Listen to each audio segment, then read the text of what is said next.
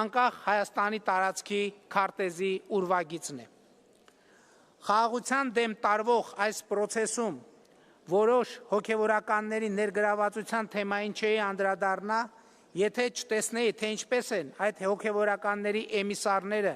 եւ նրանց հետ փոխկապակցված որոշ լոբիստական կազմակերպությունների ներկայացուցիչներ Եվրոպական խորհրդարանում եւ միջազգային հեղինակավոր այլ կառույցներում փորձում տարածել, թե Հայաստանի կառավարությունը սահմանափակում է խղճի ազատությունը, թե Հայաստանում բռնապետություն է հաստատվում, թե Հայաստանում կան քաղբանտարկյալներ։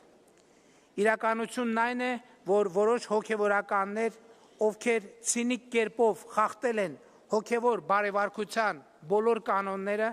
այդպիսով իրենց խոցելի դարձրել օտարերկրյա հատուկ ծառայությունների համար, իդեպ նրանցից ոմանց ԽՍՀՄ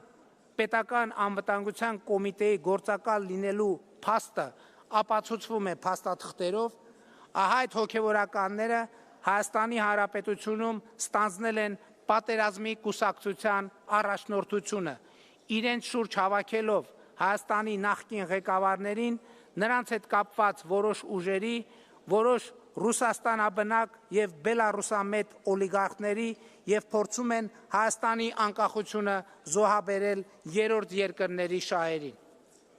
Մենք նոր հակամարտություն, նոր պատերազմ թույլ չենք տալու։ Մենք թույլ չենք տալու, որ հազարավոր զոհերի գնով ձեռք բերված գիտակցությունը, խաղաղությունն ու անկախությունը մատաղարվեն հակաքրիստոնեական նպատակների համար։ Մեր Հայաստանի այս առաքելական Սուրբ եկեղեցու պատարագի տեքստում ավելի քան 40 անգամ հիշատակվում է խաղաղություն բառը, ու դա ոչ միայն մարդու, ոչ միայն հոգու, այլև համաշխարհային խաղաղության մասին է, եւ որի մասին մեր պատարագի կանոնական տեքստում տասնյակ աղաչանքներ կան մեր Տեր եւ Փրկիչ Հիսուս Քրիստոսին, իսկ այսօր ոմանք Քրիստոսի խորանը օգտագործում են հակամարտություն, պատերազմ եւ կամ ներհայաստանյան բռնություն քարոզելու համար, հատելով Հայաստանի Հանրապետության օրենսդրության սահմանները։ Սա չի կարող հանդուրժվել որևէ ժողովրդավարական երկրում։ Եվրոպական խորհրդարանի մեծարգո